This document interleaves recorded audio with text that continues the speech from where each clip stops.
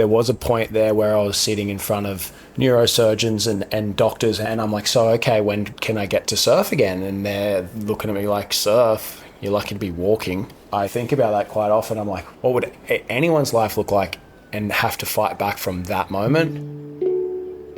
Welcome to Water People, a podcast about the aquatic experiences that shape who we become back on land. I'm your host, Lauren Hill, joined by my partner, Dave Rastovich. Here, we get to talk story with some of the most interesting and adept waterfolk on the planet.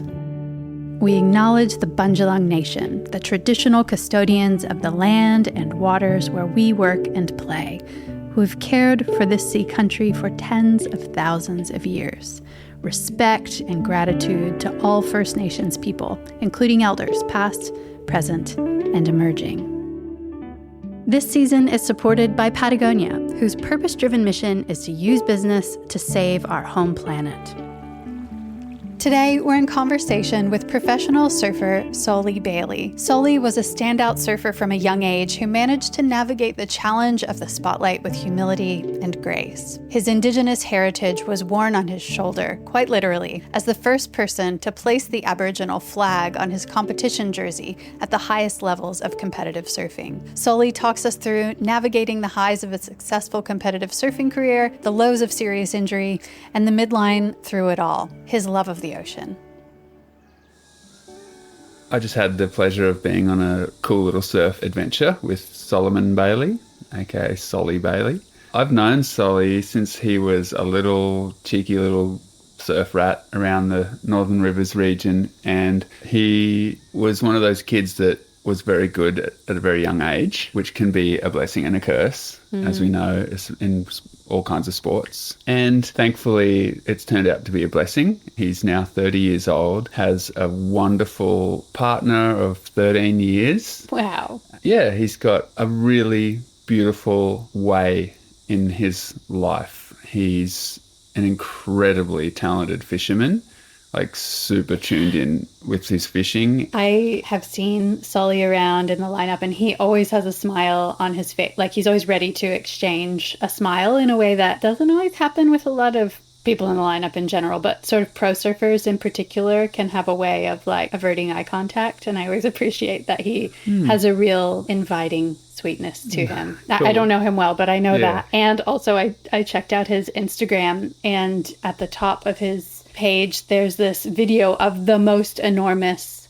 blue groper that you could ever imagine. This incredible, huge, beautiful, deep blue fish that he has on his lap. And of course, with that kind of photo, it immediately sparks a lot of judgments, but just assumptions about this person and trophy hunting and that sort of thing. But then if you swipe, you see the video of him catching the fish and then jumping into the water with the fish, unhooking it, holding it in this beautiful, beautiful embrace, and then slowly releasing its weight from his arms to make sure it was safe to swim. Like, just a beautiful display of care and reverence. And then the fish flicks its big tail and swims off into the deep, and it was just a beautiful honoring, and I feel like a small testament to the kind of man that he is. Yeah, it's so wonderful. That's so cool. I haven't seen that, so it's really neat to hear your story about that, and I can imagine it easily with Sol. His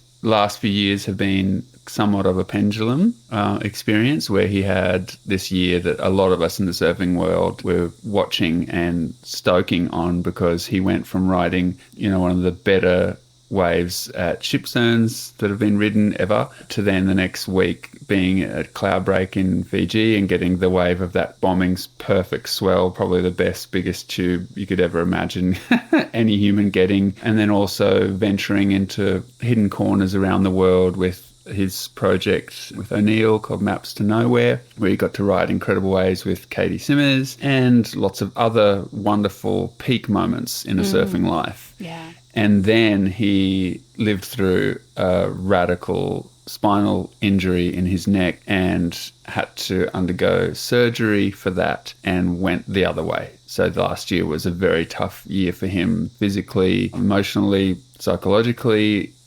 really tested after such a high. And then now here we are. We just went on a little adventure, one of the first after his surgeries and come back from physical challenge like that. And he's thriving and he's surfing the same as I've ever seen him surf, just beautifully and confidently. And it was a real treat to sit down and chat with Soli and just feel that kind of perspective and depth to him now. And I feel like one of the things that when I say an early talent can be a blessing or a curse, the curse part of it is that a kid loses their love of surfing and the ocean because they get dragged into commodifying their surfing at a young age and making it complex. And there was certainly the potential for that with Sol, and we get into that in the conversation. But for me, it is so heartwarming to see him now as a man who has found his way. And when we're on the trip, we kept saying how I'd mentioned this saying that I'd heard actually from Brad Gerlach. It's a popular saying, but he's the first person who told me this saying about the way we do anything is the way we do everything. And I was just saying to Sol how proud and stoked I am that his way is a wonderful, honourable, honest, brave and kind way. And those are not often words I think of when I'm interacting with people in the professional surfing world. Can you set us up where you guys are, where this conversation is happening? I wasn't there. We're in a secret location. But no, we're in the heart of the Pacific on an island together and chasing a wave of serious consequence. That didn't quite work out, but we were still just stoking and spending hours and hours in the water all day. And that was also cool because, sometimes people don't handle that very well. And that was not the case with us. We were just having a great time and able to, just accept that the ocean is the ocean. And if we could predict every day, every swell, it wouldn't be the same experience. So that was really wonderful to see that also, that perspective. Because I think maybe when he was younger and when I was younger, we might not have accepted a dud swell like that.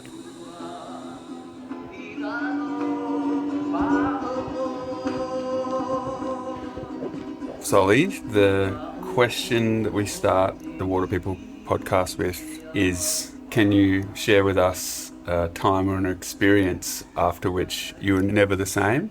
And I know we talked about this in the water, and it's a big question because if you've been living an adventurous life, you've probably got quite a few of those, and it can be tricky to whittle it down. But do you have one of those stories that you'd be willing to share with us?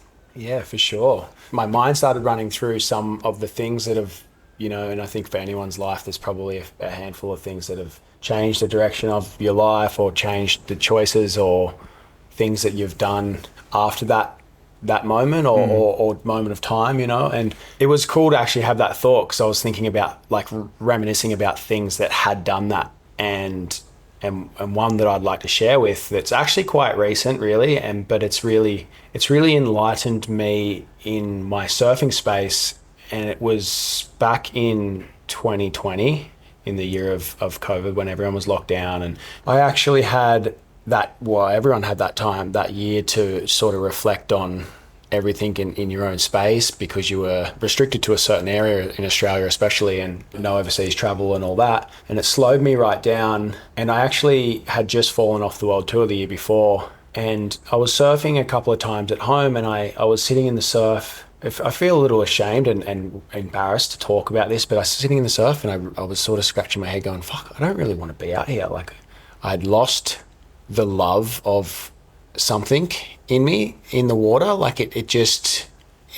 it was really bothering me that year, and I wasn't interested to go to the beach and surf. And when I say that, I still really enjoyed going to the beach and having a swim and surfing, but there was something about it that in the water, and I sat with myself for probably 6 months, sort of at times in the surf, really kind of going what is it? And I hated this feeling because for my whole life, it's given me everything. Not only is it given me a great opportunity and a job to follow a dream, but it's also given me the release that a lot of people are familiar with the ocean and that. And that was where it was really bothering me. And I was just I kind of put it down to I'd lost my way of the love for the ocean and surfing and being in the water for the right reasons. And I'd sort of been so dedicated to like this pursuit of trying to succeed in a professional space at a job and please people and sort of subscribe to a judgment format, and it just burnt me out.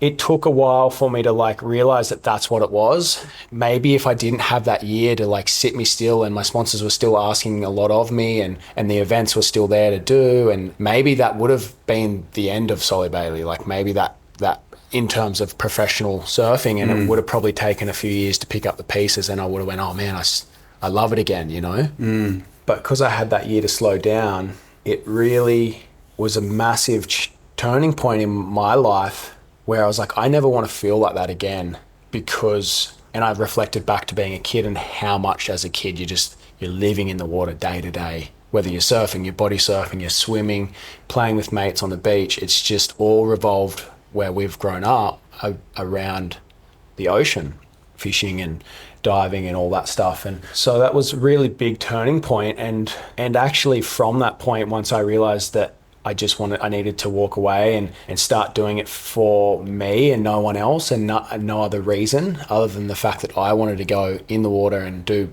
however I see fit, whether it's riding a different surfboard or body surfing or diving or fishing or just whatever it is. Like it was just how it was fun again. It wasn't a job, you know.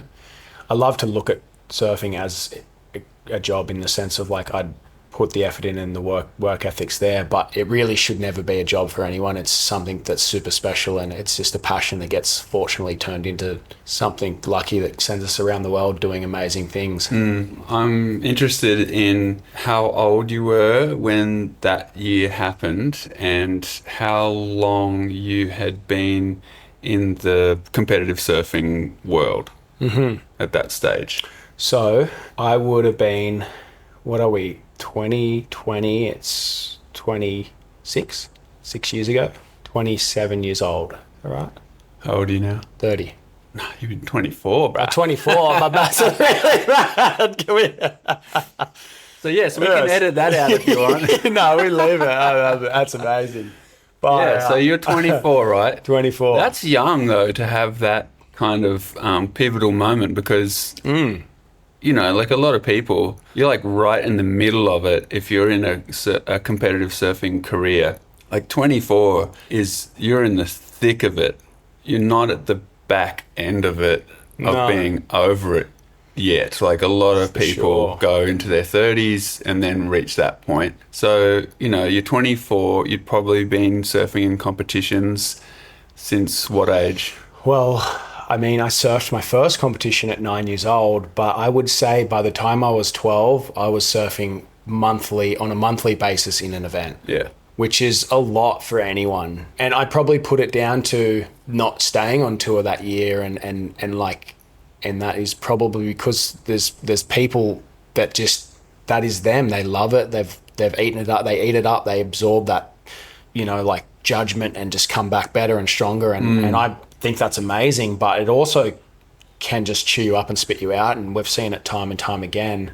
And I think that's where I'm sharing this, because no one really seen it. Like it wasn't like I dropped off the face of the earth. It was just a fortunate opportunity that I had a year to really reflect without anyone seeing that. Yeah, that's interesting, the timing of it. So you get to that stage and you're essentially, it sounds like it's a type of burnout or just sort of losing the love of that particular way with your surfing. Yeah. So you're coming into that period and you're like a finely tuned, you know, competitor and thinking about how to, you know, do your best in that system and that structure. You get some space that year to reflect on it all and how it feels. What came next and how were you different after that when you started to, I guess, fall back in love with surfing or however you frame it? I think it was like a really distinct moment of like, for me, I was just went from kind of, because I guess every surf was structured around like trying to improve some area of my competitive expertise, so to speak. There was very little surfs unless we were going on a trip to film for a project, or a surf trip to Indo where the waves are pumping, and it's just like it's amazing brainless surfing. You're just doing it because it's just there. And Did you say amazing brainless surfing? Yeah. I love that. Like, you know, Totally. you're not really like, you're just sort of doing it. Like, it's pumping and you're just going out and doing what we love doing. But in those surfs where you're jumping in the water because you need to, it was always like, I always had this structure of like, and I'm sure there's probably everyone that in that competitive space where you're constantly critiquing yourself, just as if, you know, your coach or your dad or your mum or your judges or whatever are critiquing you. And I think that it's really not a healthy space to be in. Maybe I was the only one to do it. I very highly doubt it. But because you're really not in tune with the like beauty of the ocean and the waves and just the feeling of what it does for us. So how did you navigate that then? So you're moving into a different way with your surfing. Like before that you would have had, and I remember this because I've seen you grow up, you know, from a slight distance, but watched you come along as a really talented young surfer, and you would have had, yeah, your dad and sponsors and people sort of ushering you into that competitive world, which is full of awesome opportunities, and it is incredible for some of us. And I reckon a lot of us, like as teenagers, if you haven't been doing it for a long time and you're burnt out, if you're still fresh with it, it's actually really healthy to have some of that structure and like goals to work towards when you're a teenager, instead of just partying and probably burning out your circuits from drinking too much and partying too much, because that's that's a true thing in the surfing culture around the world. 100%. A lot of us fall down that path. So you had all of that guidance, but then what about that moment where you're like, oh, I need to sort of re-envision how I'm going to do this surfing life thing? Who was helping you through that? Yeah, you know, it's really funny. That was like probably one of the trickier things because it was really internal and I hadn't really shared my feelings a lot with anyone too much. My partner, Alex, was definitely seeing the front of it, and I think she was the big supporter of it and believing that her words at one point were, you're too good to just let it go by the wayside. Like, and I know you love it so much. You don't hate it, you don't resent it. You just need to find like a passion and like do it for the right reasons. I guess what is the right reason really, but like do it for what you see it for, not what someone else sees it for. And I think that was probably where it became a lot easier for me. Like I'm doing it purely for me, no one else, no sponsors, no judges, no parents, no anything. It was just back to the core root of why we all went to the beach for the first time, because you begged your parents to, because it was fun. It was so much fun. And, you know, like, I think once I'd made that decision, my sponsors, O'Neill, they were really supportive of it. They sort of made it easier. They were like, look, we'd be stoked for you to go and come on these trips that we're doing and do this and that. And Dad was like, look, I'll support you in anything. He'd supported me and given me a lot of opportunities and put a lot of pressure on me as well throughout my childhood. And he was super supportive of like just seeing me grow into the person that I have grown to in the last, 6 or 7 years sort of thing. So yeah, I think it's been a huge learning curve. And for me, even looking from the outside perspective of my career from that turning point, it's probably been some of the best years of my life as a professional surfer, but also just as the experiences I've had and waves and places I've gotten to go, and really like just absorbing the beauty of what we are doing and the places we get to go to, rather than blocking all that out because I'm trying to achieve this specific goal on that day. Yeah, 100%. And you miss so much because of that, Yeah, for sure. And so when we're talking about those, adventures really and experiences you've been having the last few years, what I like to see from a distance too is that you still have the opportunity to go in specialty events and like a competition space every now and again, which obviously stokes you out to dip into that. Yeah. But then most of your time is spent quite simply and purely about riding waves and being a waterman. Did you foresee that happening? Like when you thought about, okay, I'm moving away from the competitive surfer sort of role and life, did you think you wouldn't have any more sort of competitive spirit going forward, or were you hoping that there would be those sort of opportunities where you could dip in and dip out a little bit? Yeah, it's funny. I guess I never thought about it like for a few years, and I didn't watch any events. I completely detached from it. Like I turned up like for a few things like the Australian board riders battle for Byron board riders, and I'd still like the competitive natures definitely was still there in that sense of like I knew how to compete. I didn't hate it, but I just was doing it. But it's funny, in the last sort of year or two, I've only just vocalized what we've just talked about because I'm so okay with what I went through, and I'm happy with where I'm at in my surfing and my love for the ocean and passion with it all. And I've noticed myself especially when the waves are good, I'm watching events again. I'm connecting back to that part of me, which was definitely there. You don't get to that level without loving it at some point. I just fell out of love with it, Yeah, well said. And getting the opportunity to do little specialty events and have that feeling again, and that like, like I just need one more wave, one more opportunity, and it comes or it doesn't come, and don't worry when it doesn't come, the same feeling is there, like fuck, you bugger, like So it's cool, and it's really cool that those things are popping up. And I think like, I remember watching a few pipe events and watching Noah, and I think Craig got to surf in it last year, and Harry got that crazy wave. It's cool to see guys that have followed that path of free surfing or just riding waves around the world and chasing opportunities to sort of be put into that space of like, because it is such a cool thing. It's just sometimes it's a little bit too much when there's 10, 12 events and you're turning up every day for it. Yeah, it seems like there's quite a broad spectrum when it comes to surfing in terms of the art side and the sport side.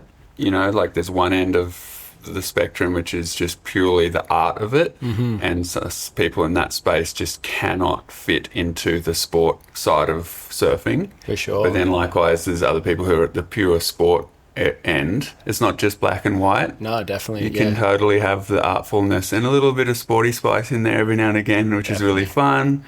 And it's cool that now I think the culture's at a point where we appreciate that. It's not just like you're one or the other. Yeah. You can float around in the middle a lot more. Is that your experience? Yeah, definitely. Yeah. And even like, I think when you're looking at like stand-up surfing and bodyboarding, it's like very deep appreciation for some of the most incredible bodyboarders that we've seen, especially coming out of Australia, and some of the stuff they're riding, and surfers are actually sort of leaning into that, trying to ride those waves and paddle into some of the craziest slabs around. And I think it was a bit before my time, but even when I was a kid, I really remember this like kind of like animosity against each, like a bodyboarder and a surfer. It was like, it was very rigid. Yeah. Whereas now, like a lot of us all hanging out with them and surfing, and we're all surfing the same waves, and it's, like sharing kind of information with each other, and it's cool. And I think it's sort of all blending into like, a healthy little area. Yeah, agreed. Sure. How would you describe your childhood? Describe my childhood, how would I? I mean, I grew up in Byron, and you were there in the years that I was growing up as a kid. It was a pretty cool, amazing place.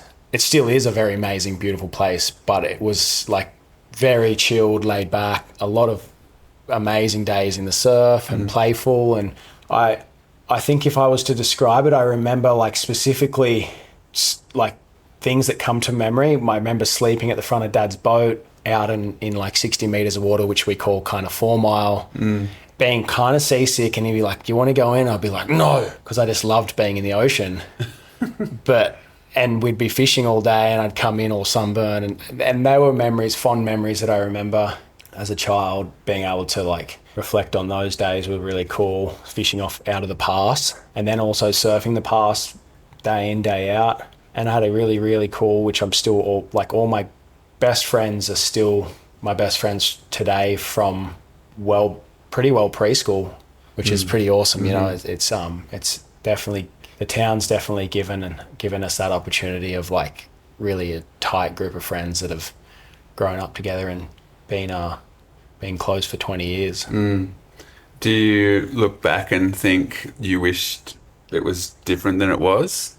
Nah, I don't really look back and think too much. Like, I mean, obviously there's always little things you'd change and whatnot, but honestly, like every little bit of it's been so much fun. I just want to rewind it and do it all again. Kind of. Yeah, maybe less to school. Well, I'm sure you went as little as possible, like the rest of us. We all did that. Yeah. I was just thinking when you were talking about being out in your dad's boat and asleep on the bow and stuff. I remember encountering you guys a couple times out to sea, surfing different places, and just marveling at how much you two were just out and among it.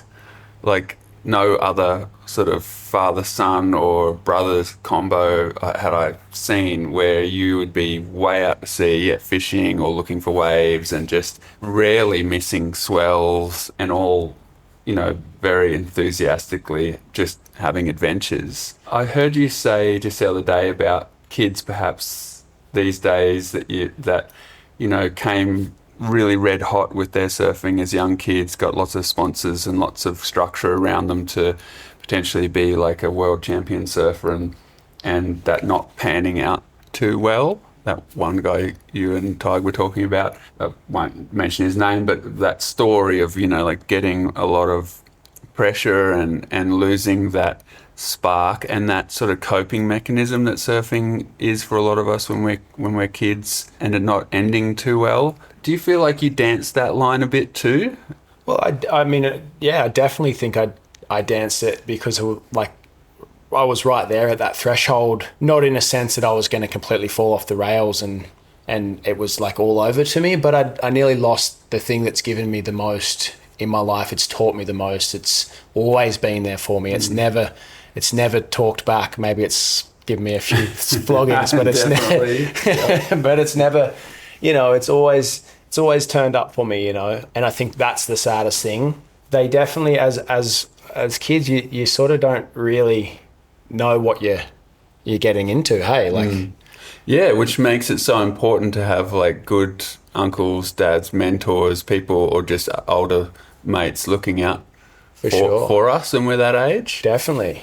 I think like, yeah, having support around you and like having mentors and having those like good people to lean on in those times where, you know, because like not even in the profession, like not even in the competition surfing space, but like it really can be quite a letdown, so to speak, like a breakup almost if you lose a sponsor and you're kind of like, wow, like that's what I'm worth, that's all of me, you know. Like you don't have that self-worth, the inner belief in yourself that like that's just a really small chapter in your life, you know. So I think it's such a volatile time. I mean, we all know it's such a volatile time as a child, like as a teenager. But to add into it like this like real want and like belief that you're going to achieve from so many different areas, it's like you almost need a little rebound board just in case it doesn't all happen. Was that for you? Was that fishing? Like was a fishing, because you know your reputation around home is of being a very tuned in fisherman and waterman in the deep water and stuff. Like was that always there as a bit of a coping mechanism when it got too much to be around, you know, the human world of cameras and surfing and all of that? Yeah, for sure. Like escaping, like my escape was fishing. There's no doubt about it. I would always, like from sort of 16 years old or 17 years old, I would have been 17 because I was just driving. We had a little boat and I was dragging it up to Bruns and crossing the Brunswick Bar. And I remember even a couple of times having to turn around because I was just like, oh, that's too much, you know, like if it would, and like it was probably a day I should have went and had a surf out there, really. Yeah. But, you know, like sometimes that was just the escape, like it was the fun part of like trying to navigate your way through a hairy situation without being too risky. And they were like, I definitely think in terms of like an escape, fishing has always been that for me. And like a huge passion and even just providing, like I get a real kick out of, you know, seeing my friends and family eat beautiful fish that I've brought home and hunted and gathered. And then I think also like Dad has been a big, in terms of like trying to achieve goals, like he was always one of the best for me. And we were like brothers, but he was also a realist in the sense of like he never inflated me, like telling me I was going to be the world champion. And I mean, geez, it works for some people. Some people just get told that every day of their life and then they are that. I don't think it would have worked for me. Well, what about that story you were telling me about him sending you to work? Yeah. What was that? What was that one? What was that reality check? Yeah, I remember. Provided? Yeah, there's been a few times where I've gone to work with him, but I remember one specifically actually not going to work with him, and I went to work with a local builder, Tim Dobson, and there was our good mate Jezza and his dad Jeff Mitchell, and they were bricklayers, and man, I just remember like working for them, laying bricks or probably only laying a couple, but they were just like, they would treat me like I was a tradie on the site, and I would have been maybe just got my white card in high school, like around that age. I may not have even had it. And, you know, it was a pretty surreal thing, like knowing that like that is it's a full-on job, and you can't go, hey, I'm going for a surf today. You got to turn up and provide for your family with money or whatever and work. It is a real reality that we're very lucky to be able to do what we do. That's really cool. I reckon that he saw that. You know, it's like that's what a motivator to keep your surfing dreams alive in terms of, you know, a career attached to surfing where you could pay the bills and feed yourself and house yourself without having to, you know, go do a job that you're not that passionate about. Yeah. For sure. That's really good parenting. Yeah. Intense, but good. Yeah, intense. Yeah, 100%. I was wanting to ask you if you feel like surfing's inclusive. Like you just said you loved the thing of fishing where you would bring home some fish and you would feed your friends and family and provide that. And I can't help but think that feels so good because it's a great thing to do and everything, and because it's yum and it's ethical and it's like the best way to feed your family locally and all of that. And that stuff's good. But also I reckon there's something more to it where it would have meant a lot to you because as a surfer and as a professional surfer, it's pretty self-centric. Like you're just riding a wave on your own. You go do a lot of stuff for yourself. And then all of a sudden, something like fishing comes along where you provide for others. Do you have any thoughts around that? I mean, there's no doubt about it. I think selfing is very selfish. Yeah, selfing. I'm a selfer. The self is really good today. Let's go self. The tide's going to be high. It's perfect for selfing. Yeah. When we finish this, we're going to go selfing. Yeah. Near to each other, but totally on our own, selfing. Yeah. But yeah, you know, I think it's just like surfing's incredibly selfish. You're running away from your loved ones to go and do what you love, and then you're in the surf doing what you love, and you see mates that you love, but then yet you kind of almost are taking waves off them or waiting your turn, and sort of you're sharing, but you're also not sharing. You're kind of like hoping you're going to get the one that you're waiting for that's very special. So it's very interesting, like that whole world.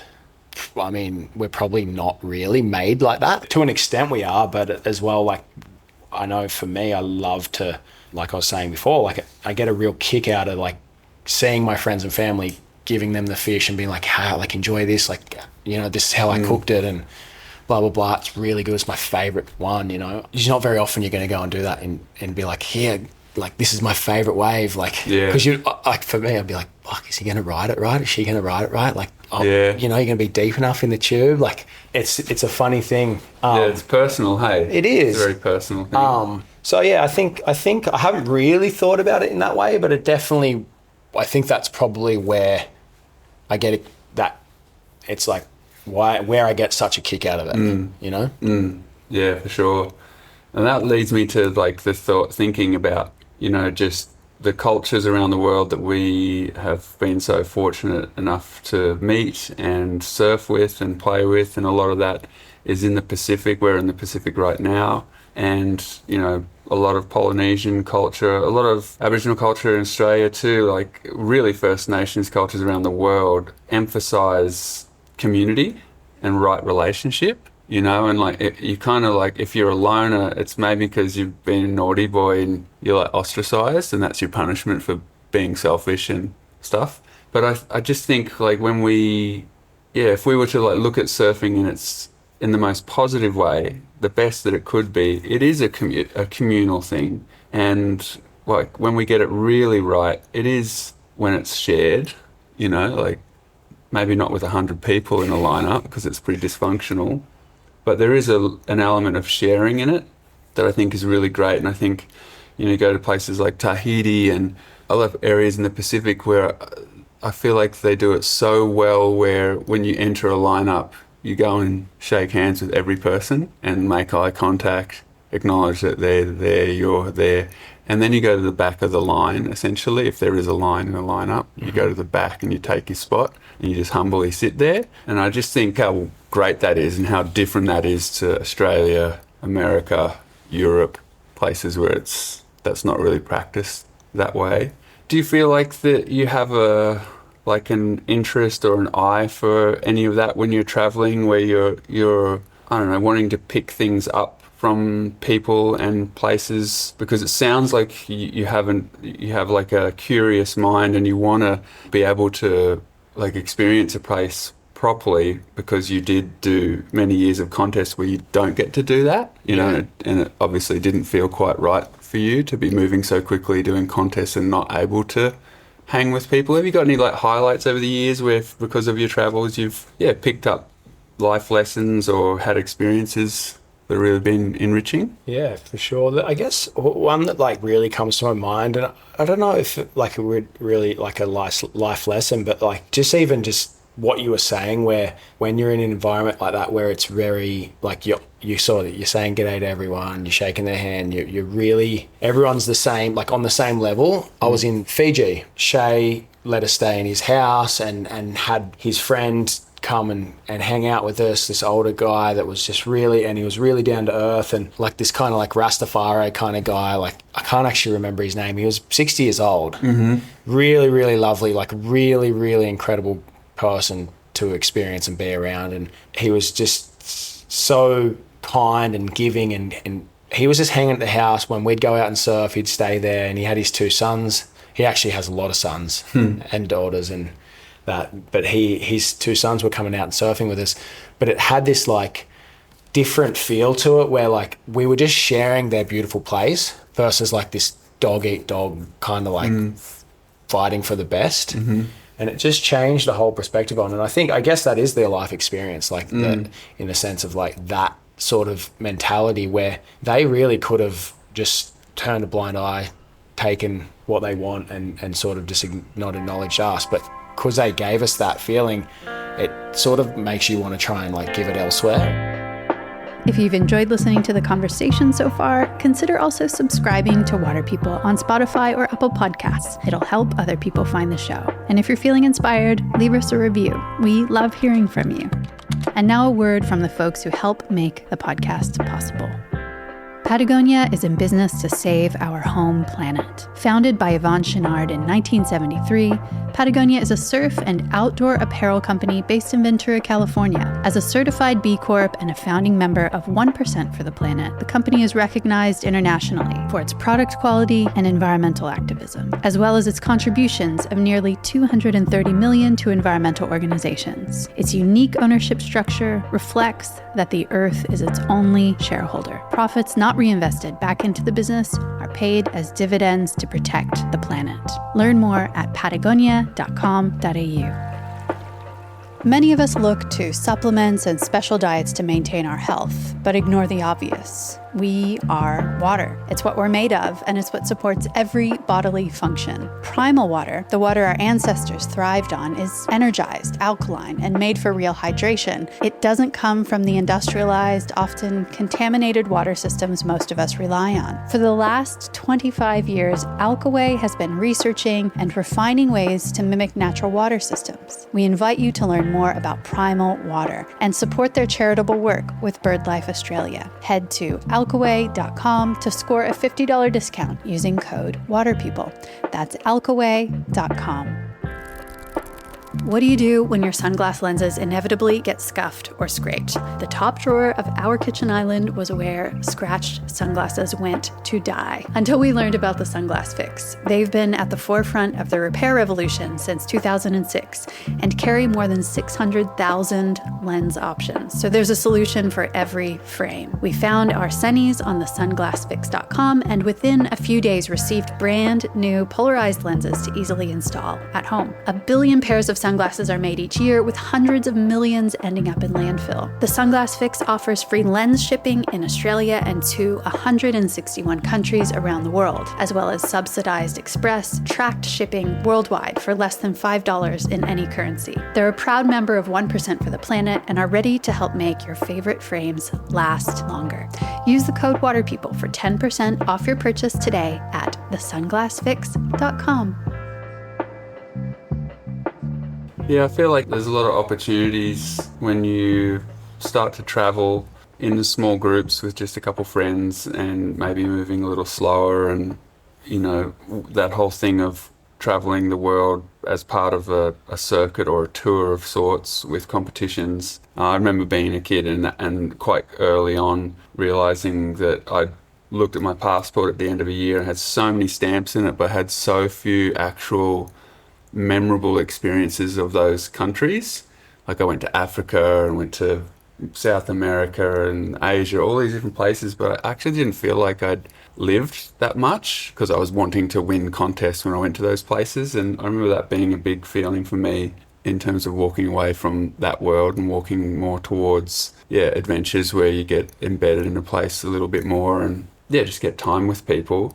And you just mentioned Fiji, so when you made that choice to continue surfing and having it as like a career after the COVID quiet year or so, you then went on like a absolute swell, like rhythm that a lot of people in surfing were stoked to see, because it was like this, I don't know, dream run that a lot of us wish for in our lives or hope you could one day feel, where you got unbelievable waves in all these parts of the world, and essentially, like, in my opinion, you got to ride just dream waves that everyone could wish that they have experienced. That huge one at Cloudbreak, big beast at Shipstern, all the secret places you've gone with the Maps to Nowhere projects.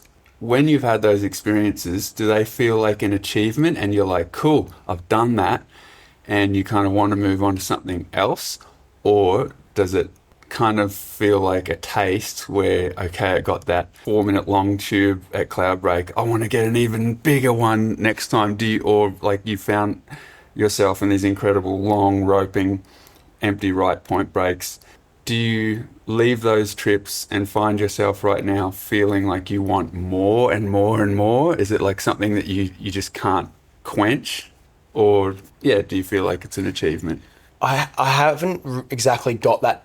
Like, don't get me wrong, I would love to go and live that year again or do it again, but it's like I don't have this like need and desire to like better it or be there and do it all. And I think this is where the penny dropped for me in that world, where like I was just okay. I was just living and just so stoked to be in love with what I was doing, the surroundings I was around, the people I was choosing to be around, and just living day to day, like just saying yes to 90% of things, because, hey, one day I'll wake up and it'll be a different chapter of my life, and maybe I won't be doing all that again, and I'll be doing something awesome like raising kids and cruising at home and, you know, just going for a quiet fish and surfing when the swell's good and maybe doing a trip or two, whatever. But it's like and it just seemed to trickle effect in that year.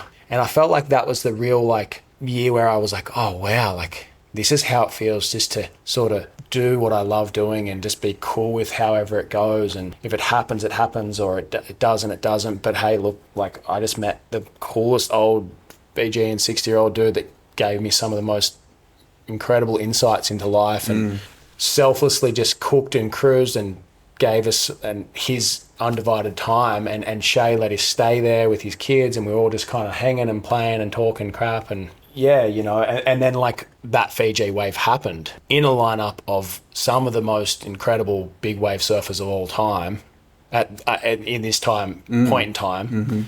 And I wasn't particularly in the position of like priority. It just, that moment came to me, like whether or not it was just a lucky thing, or if maybe I was just in this state of like happiness where it just, the universe just gives that to you, you know. Like it's a funny thing to think of, like sometimes when you're so hungry to win something or achieve something or be the number one, you sort of lose that path. And I think that's where I was sort of reflecting on the whole competitive thing. I think that's where I kind of got lost. I was just so fucking dedicated and hungry to be on that tour and stay on that tour and then win. That, hey, what about like all the beautiful people in those beautiful countries that you could be hanging out with and meeting and experiencing, and maybe that's the trick to it all, you know? Totally. It's kind of easy to relate to if you're a surfer to understand the significance of waves like that, but maybe hard if there's people listening to this who don't surf. It might seem like, what are you talking about? Like, it's just one wave. And it's like, yeah, that was one wave, like that huge, incredibly beautiful and like masterfully surfed wave at Cloudbreak was what, 40 seconds of clock time? If that, I don't know, something like, I say it's probably less, really. Yeah. So it's 30 seconds of clock time, but you will never, ever forget that. And those sort of waves, the rest of us don't forget it either. Like we'll all be like, oh, you remember that one that Solomon got that year? Oh my God. And you remember it, but it's easy to start feeling like you're on the right path in your life when waves like that happen. And to, you know what I mean? Like you get a wave like that and it is significant. Like you just don't forget it. It can change you in a way where maybe it is a wave of significance where after that you don't chase it anymore. It's like, wow, I've felt what it feels like to ride a wave that powerful. And then you're kind of done. I think of Shane Dorian in this instance as an example. Like Shane, one of the most amazing technical surfers in the world, and then also one of the like gutsiest big wave surfers in the world, and he got those unbelievable paddling waves at Piahi at Jaws in those early years when everyone stopped towing. And I remember hearing him say, yeah, he did it. He's like, okay, now it's time for other people, the next generation, to have their crack at that and to experience that. But I just thought it was really admirable how he was like, yep, like, how am I going to, and really, how are you going to do better than that out there, the way he surfed those, in particular, those unbelievable beasts of waves. You sound a little similar right now, where you're like, wow, okay, I've had those waves, and if life delivers them again, I'm sure you'll put your head down in your paddle and kick and scratch into those waves and surf plenty more. But it's cool to hear you say like that, yeah, the satisfaction of them is in you, and it didn't like make you just want to crave more and more and more. And it's like, oh, that was nice, but I want more and more and more straight away. For sure. Which I think is a really interesting insight and just a good lesson. And I love when we get to have these sort of conversations with people and we can, you know, push stop at the end of this and someone has something that they could apply to their life. It's sort of like useful information. Yeah. Because it is tempting to just be like craving, stuck in that craving mode with surfing. You just crave the next swell, the next moment, the next moment.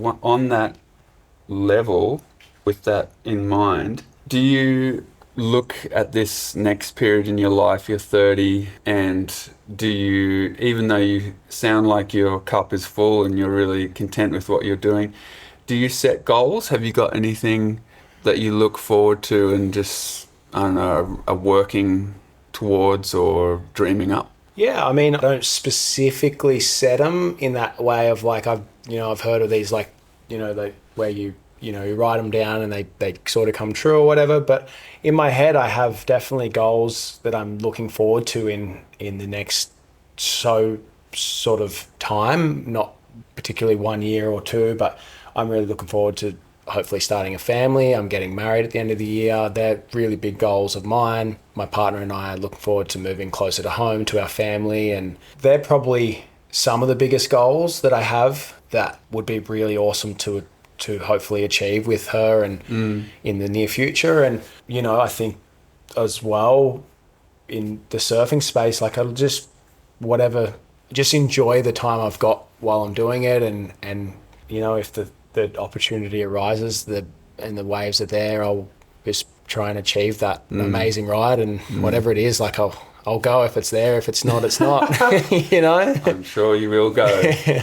So I love hearing that you're just essentially rolling through from one thing to the next. Though at the same time, in the last year or so, you've navigated like some pretty serious stuff by having to have a surgery on your neck, on your spine. And spinal related surgery is a heavy deal. Now that you're on the back side of that, how are you different now to who you were before you had to live through spinal injury and like head injury? Because it sounded like it was kind of like a bit of a concussion style head injury as well. Yeah, I think, and this was one of the things where I nearly was at the beginning when we talked about what like things that have altered my life. This was definitely one of those moments as well, like in a way of, there was a point there where I was sitting in front of neurosurgeons and doctors and a team sitting there in front of me kind of going, well, this is a pretty serious circumstances that have happened, blah, blah, blah, and I'm like, so, okay, when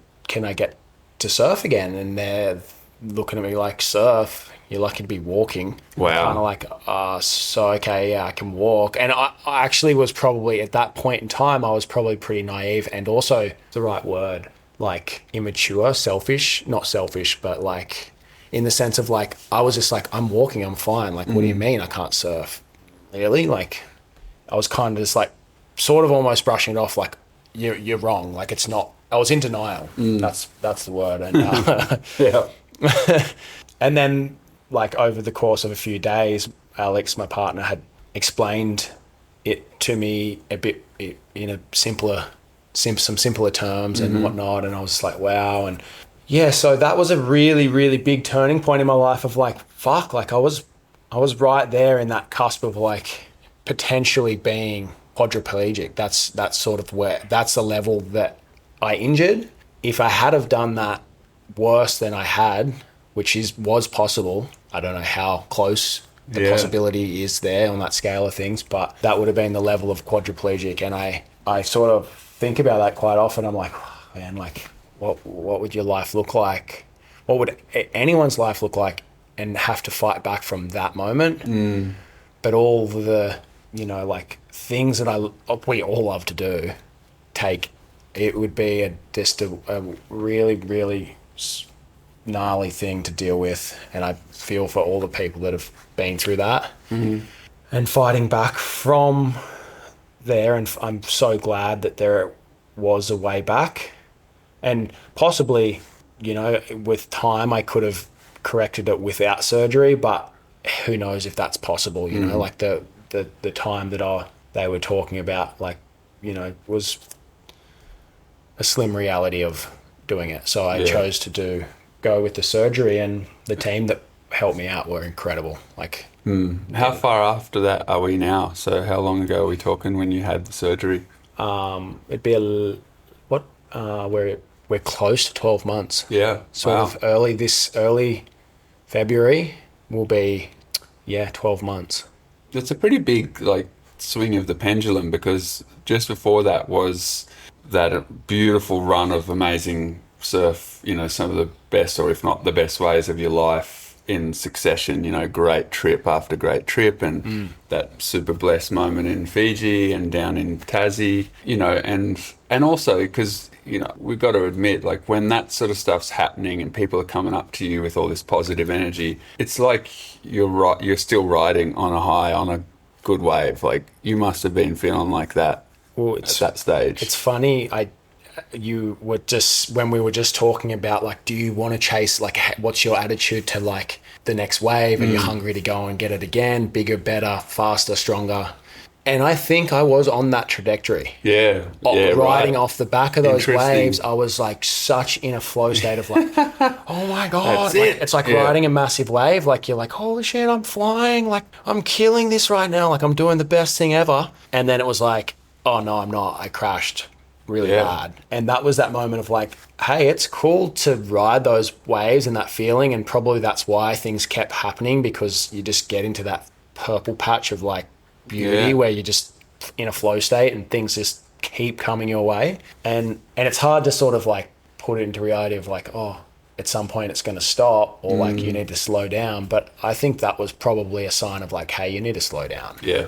Like, the injury. That's, like, because that shit comes at a price. Yeah. Like that's serious water to be getting ragdolled in. For sure. You know, and you swing the bat enough times, you're going to hit the ball, like at Shipsterns, at Cloudbreak, at Pipe, you know, all these places. And there's so many people, the list is long of people who've got radical injuries from living in that place for many years. Yeah, definitely. And that was your experience. So yeah, that's really interesting that you were getting to that point maybe of, bigger, longer, faster with it. But that feels different now? You don't have that same feeling as strong, or? I think everything teaches you something. Like every experience in life will like teach you something, and I think that was one that I took away from it. Like, and I'm sure I've been taught that before in a smaller form, and I've just forgotten it and learned. Oh yeah, it takes us a few times. I can relate to that. You got the same lesson many times, and you go, oh, whoops. My parents and everyone will vouch for that. They've told me a few times before. I guarantee that one. Yeah. But you know, I think you just sort of, there was like no doubt I was on like this crazy run of in my head, and it had to come to a stop and at some point, and that was just one of those moments where, like you said, you swing it enough times, you're going to hit the ball eventually. Yeah. I'm fortunate it wasn't worse, and I wish it didn't happen, but I'm grateful to be here and talking about it. Yeah, 100%. And still being able to go and surf and love it all. Exactly. Yeah, and to me, like from the outside, your surfing looks the same as it's looked for the last few years, where you're a fully grown man and you're surfing powerfully and confident and everything. And, you know, I think you can see a lot in the way people conduct themselves in the water and how they ride a wave, and you can tell if someone's still struggling physically or psychologically, and you just look to be just, I don't know, the same frother as always, which is amazing to have come back to that after 11 months from, you know, a radically close call with your spine. What do you do now so to like keep your shit together and to stay healthy and to keep, you know, your neck malleable so you can look left and right and you know, like actually function and surf to your best and everything? What does that look like after you've just gone through what you've gone through? I think it's probably a combination of what I've just gone through and also getting to my 30s. I've noticed my body needing a little more attention than my early 20s, you know. You definitely wake up a little sore and a bit slower than you do in your 20s or even your teens. But yeah, there's a lot of movement, body movement, and nourishing my body with water and like some subtle stretches and just not rushing as much into just like, oh, go, it's no water, cup of coffee, let's do it. Yeah. You know, like, and there's still days that probably that flies out the window if you're seeing spitting in barrels. Like today when it was low tide and you had to walk, stumble, whatever you call it, 1,000,000 miles to get across a urchin-infested reef to surf the potential of a couple waves. Exactly. It's funny you say, how you've got to learn the same lesson a few times sometimes, like, that kind of moment where your enthusiasm gets the better of you, you know, with surfing. For sure. Do you still feel like you can? I was actually walking across the reef and you didn't surf, you cruised and you knew. and I knew, but I didn't listen. Still couldn't stop yourself. I couldn't help myself. I had to go, and I did get one barrel, but was it worth the an hour-long walk along extremely sharp reef. Yeah. Yeah. Half an hour each way. It was probably not. But, the young bull will run down the hill. That's it. But that also is the charm of being lit up and passionate about the thing you're into, and how amazing surfing is like that. The unpredictable nature of it is that who knows, that it could have just clicked and you were just feeling in your gut like enthusiasm. For sure. So you went and you did that, and sometimes it does. Sometimes, exactly. It clicks and you're like, oh my, like you just have this little moment of beauty. And in anything in life, I've noticed that in fishing sometimes, like I just get a gut feeling I'm going to go down here and do this, and all of a sudden I've got this little patch of awesomeness and I'm like, wow, and anything really, it just happens. Yeah. It's important to listen to your gut, but sometimes maybe you should listen to your past history. Yeah, I like it. I really related to that this morning. I was like, yep, I have that same urge, and I'm like intolerable when it comes to the potential of good surf, the lead up to it. Like my partner Lauren will attest. It's just like I get the blinkers on, and you just got to answer the phone call when she calls, as Alpie Falzon says. And it's just cool to see you like that, brother, because, yes, your body can pay the price for having that level of enthusiasm. Yes, you can have the need to learn a lesson many times before you get it. But at the same time, you're lit up, at least you have something that's really lighting you up, and I just can't help but think back and go, all right, in that COVID year, what if you didn't decide to lean into this kind of life you're living? What if you kept pushing and pushed and pushed? Would you be out here in the beautiful blue Pacific, stoking, healthy, capable of living through radical injury and challenge and still being happy and healthy? You never know. You do. You never know, hey? Yeah. And that's the thing. You get those experiences and they alter your life, and maybe you took that path and it's still all good, or maybe it wasn't, like it's just one of those things where you open one door and there's that saying, one door closes and 5 new ones open. I love that one. I really believe that seems to eventuate quite often. Do you ever look back and wish you didn't do the years on the circuit and competition? No, I had an absolute blast. I actually look back and wish that I would have lived a little more and not just been in the hotel room. And then within saying that, I lived. I had a great time. Some of my best times were some of the younger years when it was a little more adventurous, and it was a little bit less about trying to get on the world tour or trying to stay on the world tour on the years on the tour, and this very focused, structured, and it was more just playful fun, surf here, there, parties, whatever. Within saying that, I don't have huge regrets. I just reckon that some of the funnest years were the ones that I didn't even really care. I was just doing it and loving it and having fun. And then I think that sometimes the hardest thing is for all surfers when I think about it, and I think about why you turn into this you structured goal achieving, want to be there, and sometimes it comes down to if I don't, you're the people that are paying the bills and letting this happen may not be there tomorrow if you don't achieve it. So you sort of start to fall into this space of I'm getting older, I've got to do it, I've got to get there, and it's you're forgetting why you were doing that. And it's inevitable. It's life. You get older. The next block comes along, and just enjoy it and have fun doing it, and it all works out.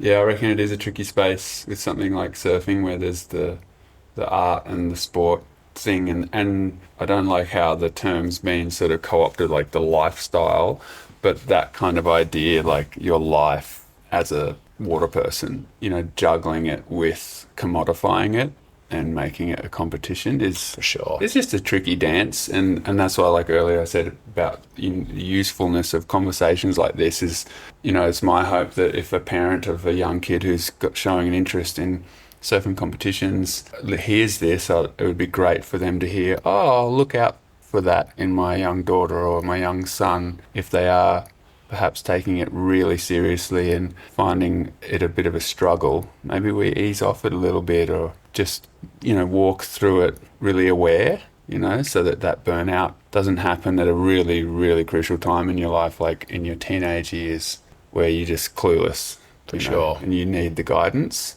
Is there anyone that you would like to thank or acknowledge for, being that kind of role, and looking back now that you're 30 and your life's humming along, and you're capable of dealing with challenges like that serious injury, and you just got it, sounds and feels like you got a really clear head and your health.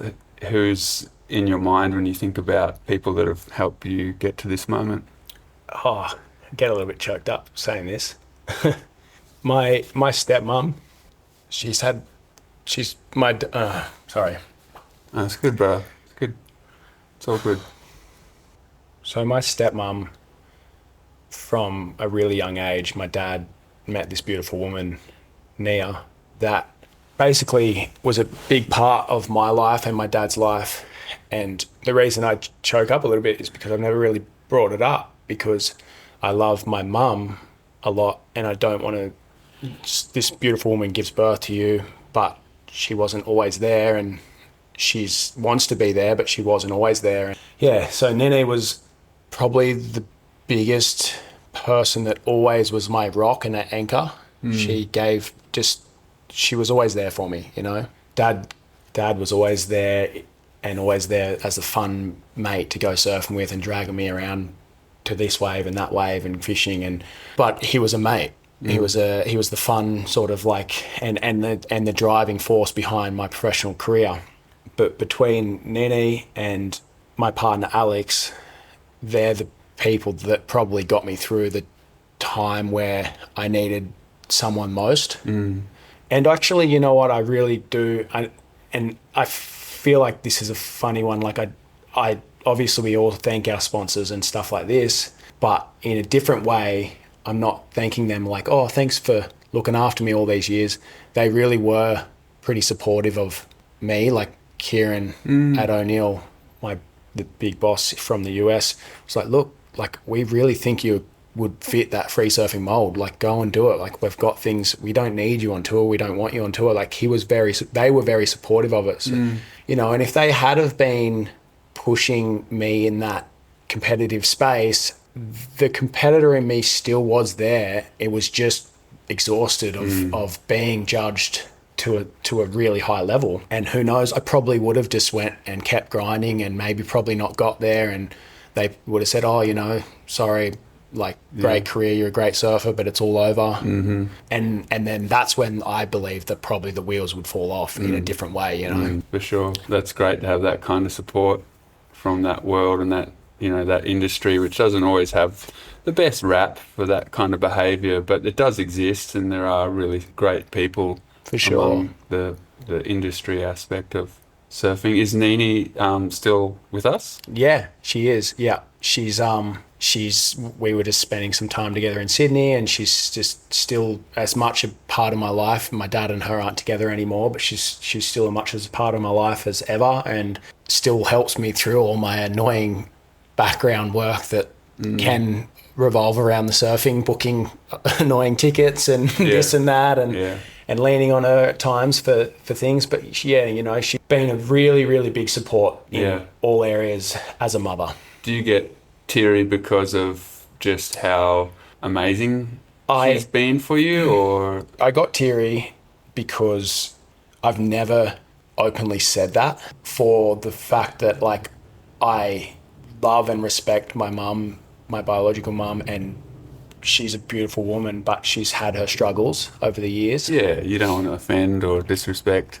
But I also believe that everyone chooses their path, and I'm very grateful to the people, including my biological mum, Julie, that she has been there in ways at times, but she's also needed to be looking after herself at times as well.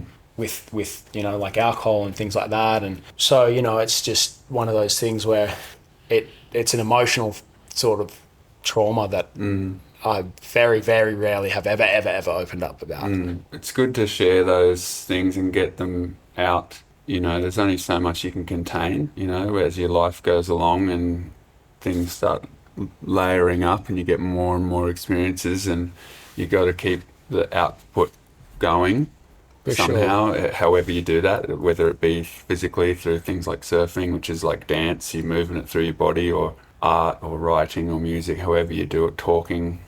So it's good, man. It's good to hear you acknowledge your family. And again, that, you know, a lot of us come from like family structures that are strained and full of, you know, stress and trouble. And that also makes me think of the importance of surfing, even though it's just, we're just standing on a wave or sliding on a wave. It's a small thing, but it can keep you afloat in those times in your life where you're really sinking, you know, and you might have a really fractured familial experience. I know for me as a teenager, that was my experience. If I didn't have surfing, I would have really struggled. And then that's also why I walked away from the contest, because I started to really struggle by having too many complexities on top of surfing. And I realized if I lost surfing, I'd probably lose myself in some way. Yeah. And I guess that's a bit of a thread running through this, like being able to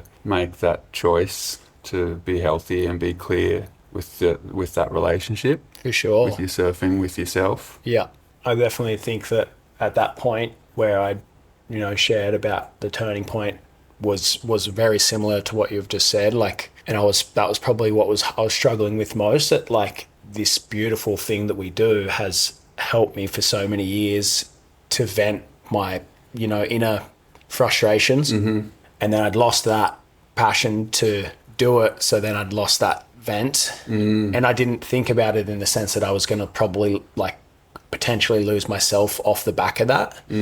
But like, you know, it's a very good chance of that happening. And I think everyone needs to, like, if, you know, 99% of us have started surfing or started just going in the ocean because that's your beauty, that's the thing you love most, and be very careful of it not being damaged because of the commoditized. Yeah, 100%. Yeah, commodified. Yeah, Duke Hanamoku said that in early days, is him saying keep it in your heart. The surfing experience, just keep it in your heart. It's simple, but it's probably hard to do at times for us. And that can just be for the everyday surfer too, because like, what about the everyday surfer when you just do it in an autopilot sort of way? And we know lots of mates, you know, or people in our surf communities that are like that. You just go back to the same spot every day. It's like a routine thing. Yeah. They don't really seem to be that lit up and vibrant, and that's kind of like, it's gone to their head. They're thinking about it. It's just an auto sort of thing. It's not in their heart anymore. I just think, wow, if the Duke said that in early days, it's to be it's to be thought of and to find your own way to do that, which is cool, man. I'm stoked. It makes me also remember the Kimmy Werner, the first time we sat down to record one of these Water People conversations was with Kimmy Werner, and she spoke of the same thing as a diver though, of how she was having a hard time in her life and then lost the ability to go down deep and dive, and then just started spiraling because of that. You know, and then brought herself back. So it's great, man. It's really cool. I feel like we've all probably got similar experiences where it's been tested. Yeah. And you realise, oh, actually, no, this is a really important part of my life. I don't want to lose it. Yeah. Anything else you want to talk about? I mean, thanks for chatting, and I really enjoyed it. It's been an amazing trip, insightful trip, and it's corny and cheesy in a way, but you've been a very, very big inspiration in my life. Oh, thanks, brother. Yeah.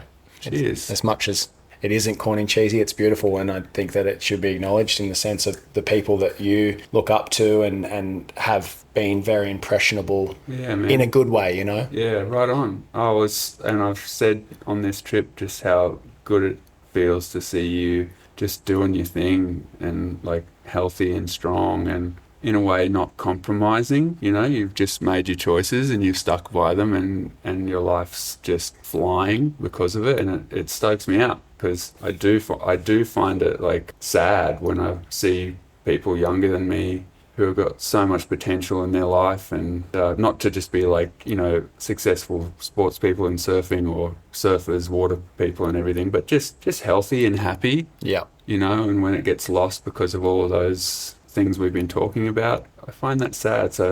But equally, I find it really a stoker when you see people thriving.